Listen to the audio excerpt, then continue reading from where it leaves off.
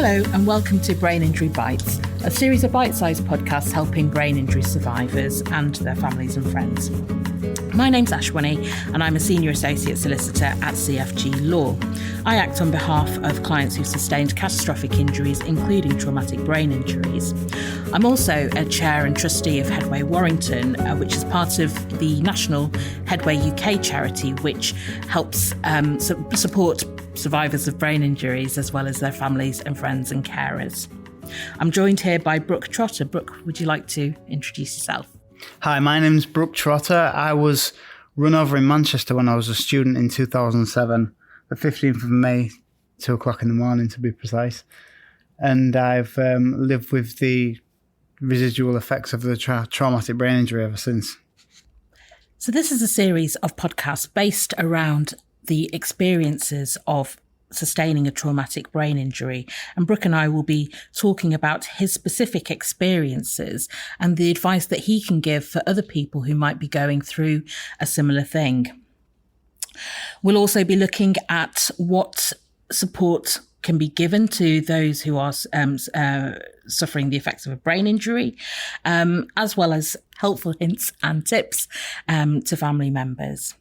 We'll be looking at the basic needs that someone has immediately after a brain injury and how we can progress them on in their recovery.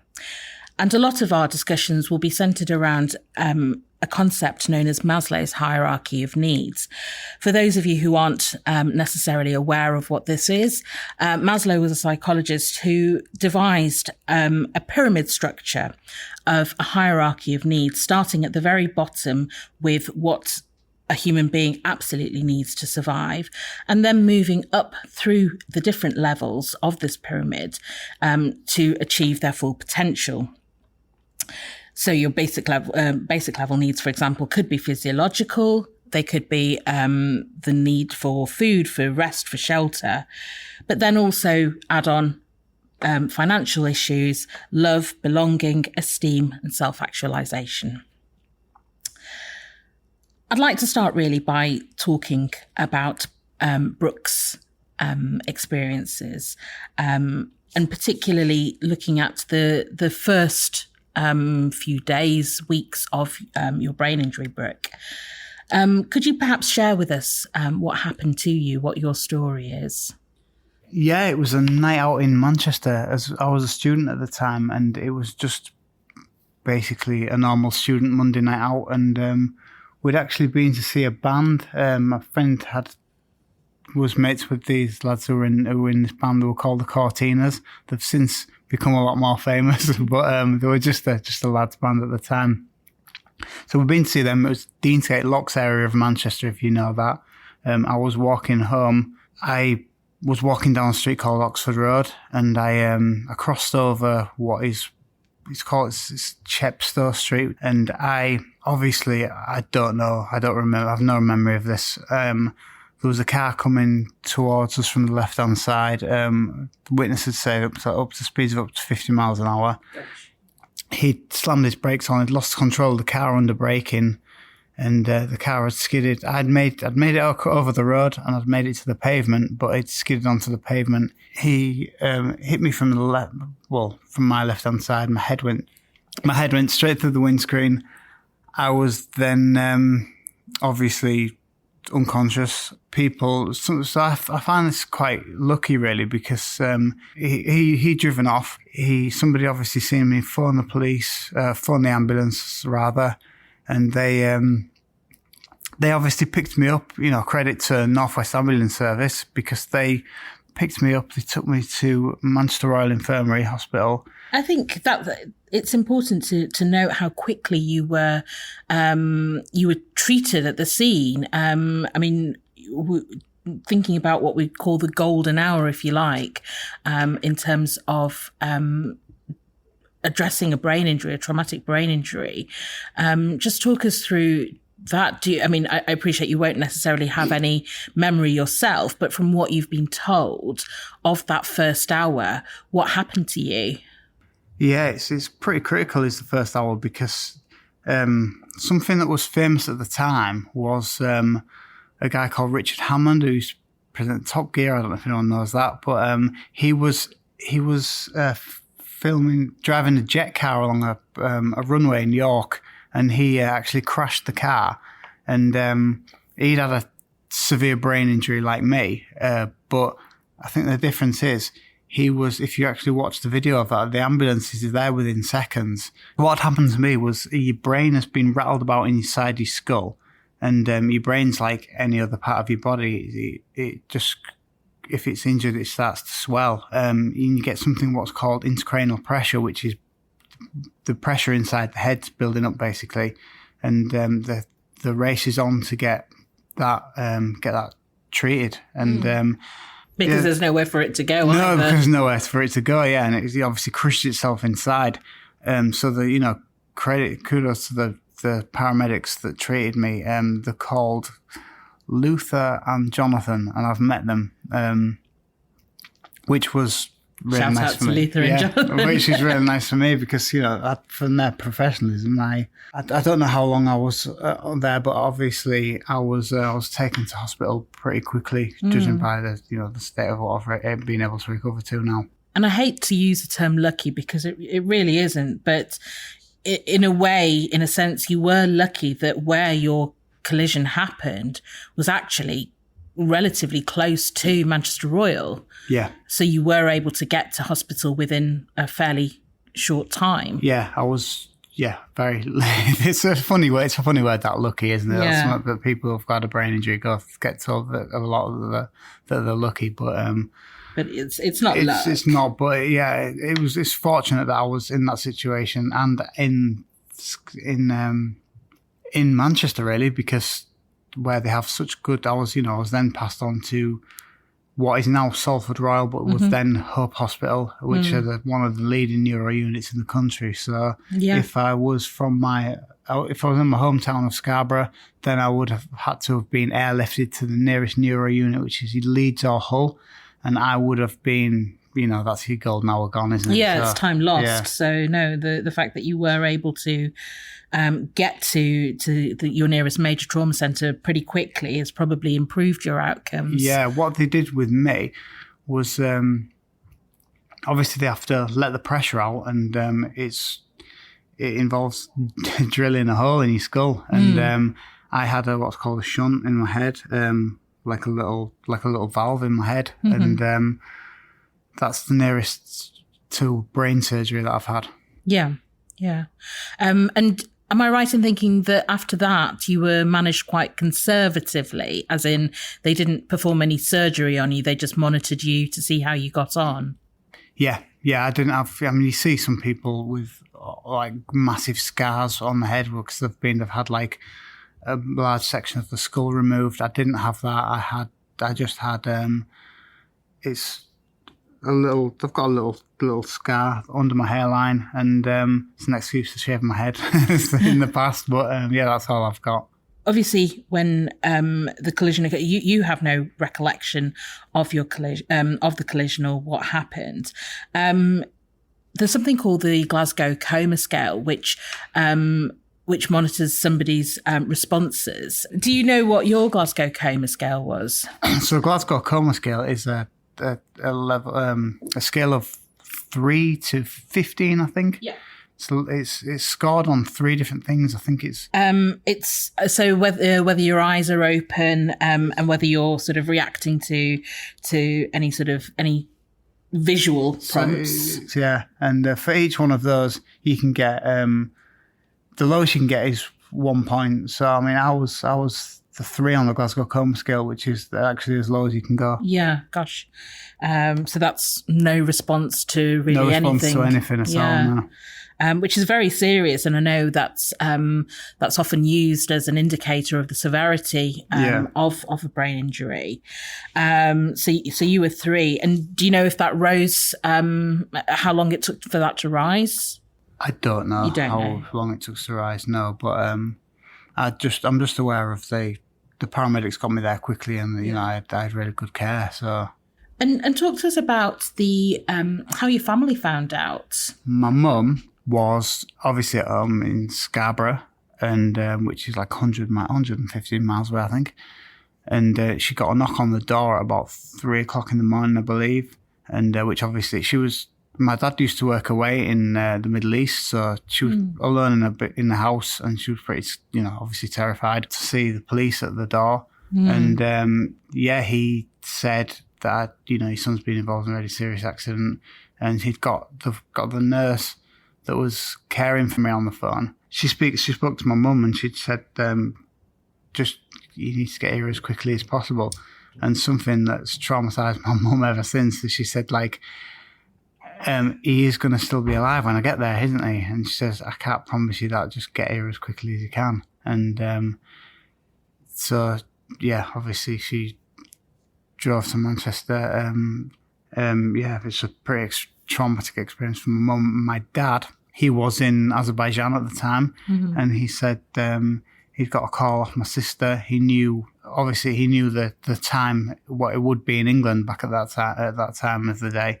And she said that, Brooke has been seriously injured. You need to come home. You need to come home now, Dad. And he'd got on the nearest available plane, but it's like a 5-hour journey back home. So one thing that was quite poignant to me was he had a mobile phone, and he was obviously off to turn your mobile phone off on the plane, and he was kind of reluctant to turn his phone off because he didn't know when he turned it back on again if he still have a son, because back when he was back in Manchester. So it was a pretty traumatic experience for both of them. My mum, when she got there, they took her in to see me, and obviously I think she said she would have walked straight past me. Obviously my head was swollen, like I was told it was like a watermelon. It just been through a windscreen, so I wasn't looking my best at the time. Did anyone prepare her for that? I don't know. I don't suppose, how can you prepare anyone for that, I suppose? No. But it's just, I had this thing of guilt, really, which is stupid, but you do, don't you? Because my mum, she just lost massive amounts of weight, went in the hospital. She was really traumatized by it, and you take that guilt on yourself, don't you? Yeah, yes, and although it's easy to say you have nothing to feel guilty for, I guess, you know that what happened to you has had a wider impact on those around you who love and care for you. Hey everyone, this is a short segue to introduce our new home, the Community Compass app. It's a space built just for people navigating life after serious injury and for the families, friends and carers walking that path with them. Inside, you'll find real stories from others living with brain injury, tips for recovery and wellness, and a community that truly understands what you're going through. Community Compass isn't just an app, it's a place to connect, to be seen, and to find strength when you need it the most. So if you're listening and thinking, I could use that, then just search Community Compass on the App Store or Play Store, download it and come join us. So you started off in Manchester Royal, and then you were transferred to Salford. Yeah, Hope Hospital at the time, but it was, Salford, what is now Salford Royal Hospital. Yes, so what, can you talk to us about the sort of the treatment that you were having there? This was within a few hours, really. It wasn't like a long stay. I was transferred to Salford Royal when I was still in a coma, and I went into ICU, intensive care unit, and I'd apparently, I don't know what the timescales are, but I think I'd moved, I don't know what day it was. I think it was day 16. There was people just going in, could sit with, you're allowed one at a time, and people would sit, hold my hand, stuff like that. And I was, my sister actually kept a diary of this time. And my dad actually came in one morning and he says, come and look at your son, your brother's beautiful blue eyes. Oh, beautiful blue eyes. And because he'd gone in one morning to see me as he usually did. Yeah. And I had ever so slightly opened my eyes, and you could see the blue of my eyes. And it was quite a moment for them, because I was, waking up out of the coma, and that was day number 16, and I from then I'd got moved into HDU, which is High Dependency Unit, and then another ward called B8, and then finally a ward called C2 in Salford Royal Hospital, and that's the Neuro Recovery Unit, and that's actually where my that's where my memory picks up, because I remember walking down the middle of the road. I remember walking down the middle of the ward, and seeing my bed, and I had all, like, my family put all familiar pictures of, family and friends and stuff like that all around there, and I'd actually been in hospital in Scarborough about a year before for some drunken injury. I'd broken my ankle, so and I had to have an operation, and that's where I thought I was for the duration of the okay. So you didn't know what I even knew what room I was in. I was convinced of this, and I was it eventually took somebody to take me outside in a wheelchair to prove that I was not in Scarborough Hospital. And you mentioned that, it was quite a while later that you woke up from your coma, and then, quite a while before you sort of can remember anything specific. And in a later episode, we'll talk about post-traumatic amnesia. I know you don't necessarily remember yourself, but from what people have told you, what were your first words? Yeah, well, everything from here is from what people have told me. The first words I'm actually incredibly proud of. I don't know if you should be, but I am. So there used to be a healthcare assistant would walk around, like, making hot drinks for the family, and or whoever was sat on me at the time, and they'd said, don't like a tea, coffee, or hot chocolate, and I used to have hot chocolate, and my sister was about to order hot chocolate. Bear in mind, I hadn't said anything to this point. They just thought I was, didn't know if I was going to be mute for the rest of my life. And just before my sister had a chance to say hot chocolate, I'd said, "Can I have half a Stella, please, love?" And why it was half a Stella, I don't know. I can only assume because it was in hospital, and drinking pints is not the done thing in hospital, is it? So. Well, excellent. Well, I'm sure that, funny as it is, I'm sure it was also of great comfort to your sister and your family. I think my family were like, "Yeah, he's back," kind of thing. So. That's our boy. Yeah. So I think at this point it would be helpful just to share some help and advice for our listeners. And I'm thinking particularly for listeners who may be supporting a family member or a loved one through a brain injury, and particularly in those early days. So you'd mentioned, for example, that your mum didn't recognise you. She could have quite easily walked past you because you just didn't look like you. So I suppose what our message might be is, when you're visiting somebody in hospital who's just sustained a brain injury, to be prepared for the fact that they may not look like they should, that there will be tubes, it will be quite distressing to see, and perhaps it's also one for clinicians, police, etc., to prepare the family for that what they're about to see is going to be quite shocking for them. I mean, there's only a certain amount you can prepare people for what they're about to see, especially if it was like a trauma, but and also just how they are as well, because you think you're going in to see that same person, but if they've had a brain injury, that person's changed. You also mentioned about how your mum had lost a lot of weight, and I suppose that was with the trauma of everything that was happening, and obviously spending a lot of time, I imagine, by your bedside. But I think it's important for family members to remember that the importance of self-care as well, that to be strong for the person you're supporting, it's okay to take time out and look after yourself. And it's important, in fact, that, you take time out to make sure you're eating properly, to make sure you're getting enough sleep and rest, so that you can be strong for the person that you're supporting.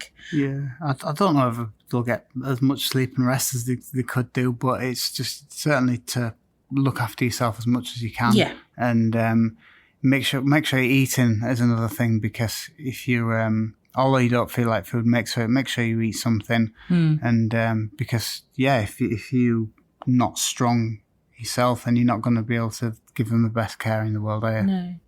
Did your family take turns when it came to sort of sitting at your bedside, or? I think my mum and my immediate family were pretty much there all the time.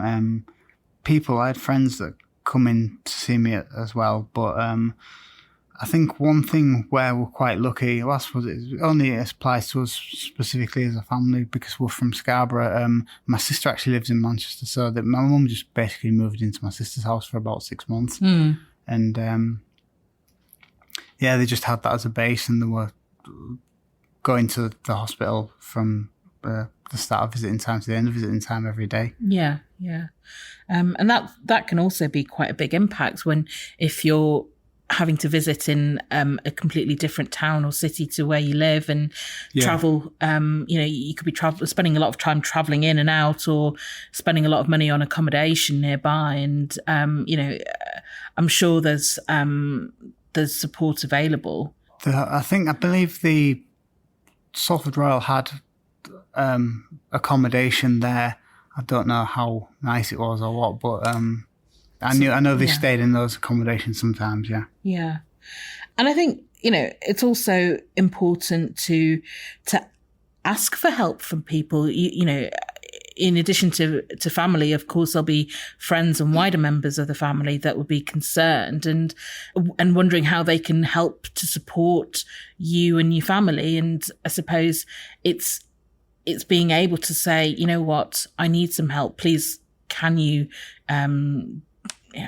put my bins out or bring me food? Or it's one time, I guess, you get offered more help than you know what to do with, and it's that's a time to say yes, and let people help.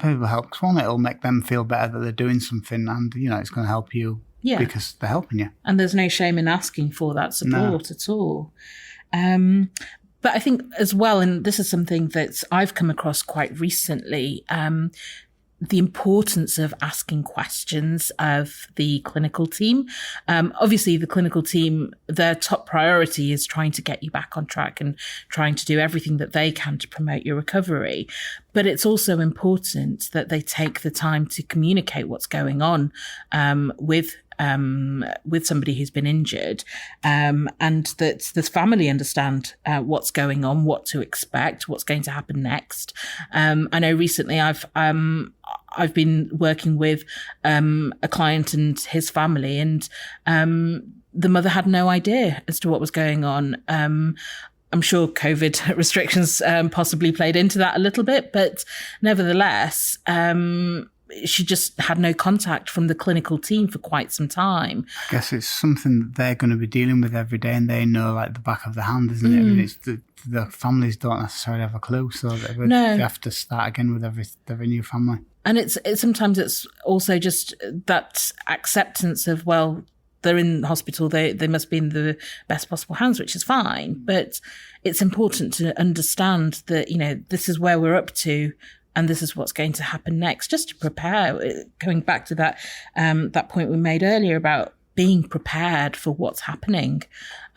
So don't be afraid to ask questions. Don't be afraid to go up to nurses or doctors and say, can you just tell me what's going on? What does this mean? Because it will put you in a better position to understand how you can support your loved one.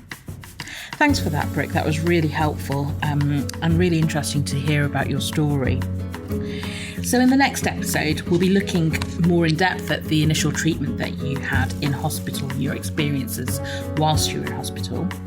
We'll also be looking at post-traumatic amnesia and the fake environment that you've described whilst you were in hospital, and the sort of memories in inverted commas that were being formed. Make sure you check out the footnotes for more help, advice and resources.